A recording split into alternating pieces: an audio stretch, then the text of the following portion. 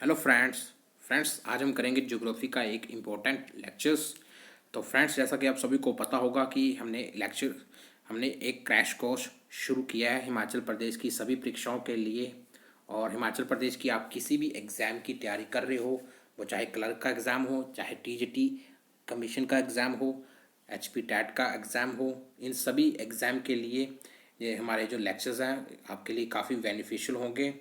इसके साथ साथ अब अगर आपने अभी देखा होगा कि बहुत सारे एग्ज़ाम भी निकले हैं हमारे पास, जैसे वहाँ एचपी फॉरेस्ट गार्ड हो गया, एचपी पुलिस हो गया। हमारा एचपी पुलिस अभी निकला नहीं है, लेकिन जितने भी एग्ज़ाम अपकमिंग जो हिमाचल प्रदेश में आने वाले हैं उन सभी एग्ज़ाम के लिए हमारे जो क्रैश कोर्स आपके लिए काफ़ी बेनिफिशियल होगा। आप हमारे चैनल के साथ ज़रूर जुड़िए और चैनल को सब्सक्राइब कर लीजिए। तो फ्रेंड्स, हमारे पास क्वेश्चन नंबर फर्स्ट है, विश्व का फेफड़ा कौन से वनों को कहा जाता है? तो फ्रेंड्स, जो विश्व का फेफड़ा है वो कहा जाता है अमेज़न वनों को। ठीक है, जो अमेज़न वन है, अमेज़न वन है, ये पाया जाता है साउथ अमेरिका में, साउथ अमेरिका में। और इसका जो ज़्यादातर विस्तार है यह है ब्राज़ील देश में। आपको पता होगा कि एक साउथ अमेरिका में एक नदी भी है जिसको हम अमेज़न नदी कहते हैं। तो ये वहीं पे पाया जाता है हमारे पास वन, अमेज़न वन। और इसकी खासियत है अमेज़न वन की कि ये जो वन होते हैं वो काफ़ी घने वन होते हैं। और इनका प्रमुख कारण ये है कि ये जो वन पाए जाते हैं जो उष्णकटिबंधीय क्षेत्र में पाए जाते हैं। नेक्स्ट क्वेश्चन हमारे पास, अपसादी चट्टानों से कौन सा पदार्थ मिलता है? तो हमारे पास तीन प्रकार की प्रमुख चट्टानें होती हैं, आग्नेय चट्टान, अपसादी चट्टान और रूपांतरित चट्टान। आग्नेय चट्टाने से जो मिलता हमारे पास बहुमूल्य हमारे पास धातुएं निकलती हैं, जैसे हमारे पास तांबा हो गया, सोना हो गया, चांदी हो गया।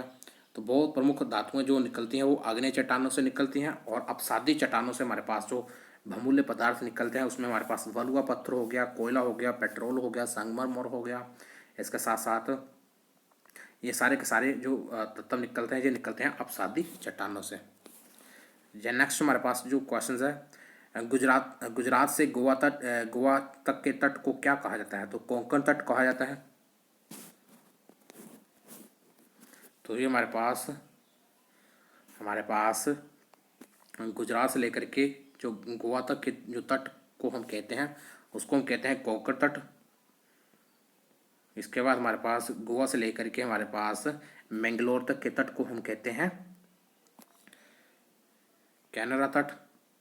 और इसके बाद मैंगलोर से लेकर के कन्याकुमारी तक के तट को कहते हैं मालाबार तट।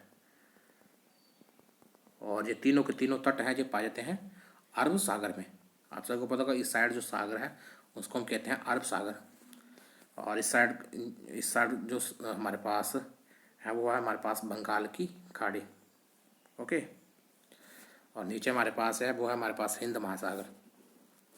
नेक्स्ट जो हमारे पास क्वेश्चन है, वेरिंग जल संधि किसे जोड़ती है? तो जो वेरिंग जल संधि है ये जोड़ती है आर्कटिक सागर को, आर्कटिक महासागर को प्रशांत महासागर से। ओके। तो हमारे पास जो आर्कटिक महासागर है उससे जोड़ती है जी प्रशांत महासागर को। चूँकि हमारे पास आप सभी को पता होगा कि ये जो चाइना के ऊपर जो कंट्री है रशिया, ठीक है, रशिया देश है इस साइड, और इस साइड हमारे पास जो है वो यूएसए है। यहाँ पे हमारे पास जो सागर है नीचे जो हमारे पास सागर है, इस साइड जो सागर है वो हमारे पास है प्रशांत महासागर। और ऊपर ऊपर को जो हमारे पास सागर है वो हमारे पास है आर्कटिक सागर। और इन दोनों सागर को जो जोड़ता है उसको हम कहते हैं वेरिंग जल संधि।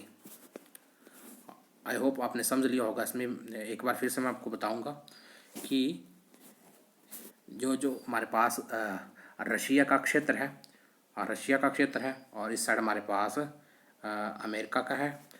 इन अमेरिका के क्षेत्र के बीच में जो नीचे वाला को जो हिस्सा है, नीचे वाला जो हमारे पास हिस्सा है वो प्रशांत महासागर का है। और ऊपर में हमारे पास जो सागर है, महासागर है, वो हमारे पास आर्कटिक महासागर है। ठीक है। तो जल संधि हमारे पास बोलती है कि एक ऐसा क्षेत्र जो कि दो तरह से हमारे पास स्थल से गिरा हो और दो तरह से सागर या महासागर से गिरा हो, उसको हम कहते हैं एक जल संधि। और इस प्रकार की जल संधि को हम कहते हैं वैरिक जल संधि। तो बेरिंग जल संधि जोड़ती है आर्कटिक महासागर को प्रशांत महासागर से। नेक्स्ट जो हमारे पास क्वेश्चन है, उष्णकटिबंधीय वनस्पति कहाँ पाई जाती है? तो उष्णकटिबंधीय वनस्पति पाई जाती है भूमध्य रेखा के ऊपर। तो उष्णकटिबंधीय वनस्पति कहाँ पाई जाती है? भूमध्य रेखा के ऊपर। तो फ्रेंड्स, जो भूमध्य रेखा है हमारे पास 3 प्रकार की रेखाएं होती हैं।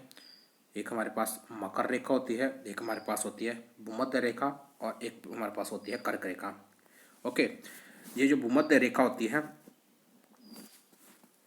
भूमध्य रेखा के ऊपर के जो क्षेत्र होते हैं वहाँ पे उष्णकटिबंधीय जलवायु पाई जाती है। और आपको पता होगा कि जो भूमध्य रेखा के जो ऊपर वाले जो क्षेत्र को होते हैं उसको हम कहते हैं 23.5 डिग्री का जो क्षेत्र होता है उसको कर्क रेखा कहते हैं। और नीचे का भूमध्य रेखा के जो नीचे का होता है 23.5 डिग्री, इसको हम कहते हैं मकर रेखा। तो वेरी इंपॉर्टेंट क्वेश्चन हमारे पास। इसमें कुछ उष्णकटिबंधीय जलवायु वनस्पति भी पाई जाती है भूमध्य रेखा के ऊपर। विक्टोरिया झील किस महाद्वीप में स्थित है? तो जो विक्टोरिया जो झील है ये है अफ्रीका महाद्वीप में।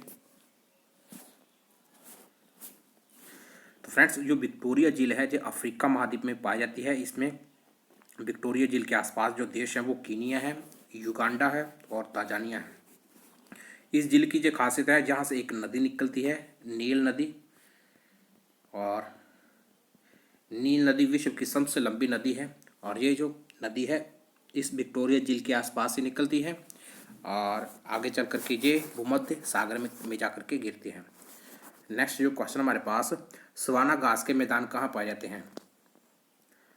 तो सवाना घास के मैदान पाए जाते हैं अफ्रीका में। और अफ्रीका में खास करके मध्य अफ्रीका में जो घास के मैदान पाए जाते हैं ये पाए जाते हैं सवाना, उन घास के मैदान को कहते हैं सवाना घास के मैदान।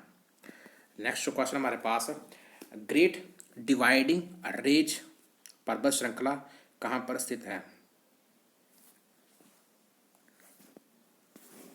तो जो ग्रेट डिवाइडिंग जो रेंज है ये ऑस्ट्रेलिया में है। तो ऑस्ट्रेलिया कंट्रीज में हमारे पास ऑस्ट्रेलिया के जो पूर्वी क्षेत्र में एक रेंज पाई जाती है जिसको हम कहते हैं ग्रेट डिवाइडिंग रेंज। नेक्स्ट हमारे पास क्वेश्चन, पंपास घास के मैदान कहाँ पाए जाते हैं?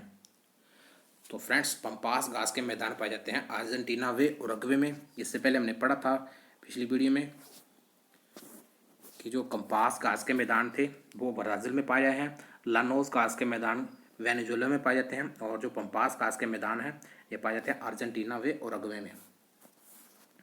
सांबर झील किस राज्य में स्थित है? तो सांबर झील भारत के राजस्थान में स्थित है। नेक्स्ट क्वेश्चन हमारे पास, विश्व का सबसे बड़ा डेल्टा कौन सा डेल्टा है? तो विश्व का जो सबसे बड़ा डेल्टा है उसे हम कहते हैं सुंदरवन डेल्टा। ये पश्चिम बंगाल में है और गंगा व ब्रह्मपुत्र की नदियों के संगम से ये डेल्टा बना हुआ है और जाकर के ये अरब सागर में गिरता है। तो सुंदरवन डेल्टा बहुत इंपॉर्टेंट है। नेक्स्ट हमारे पास, एंडीज पर्वत की सबसे ऊंची चोटी कौन सी है? तो फ्रेंड्स, ये जो एंडीज पर्वत श्रृंखला है ये पाई जाती है उत्तरी अमेरिका में, ठीक है, नॉर्थ अमेरिका में। और हमारे पास इसमें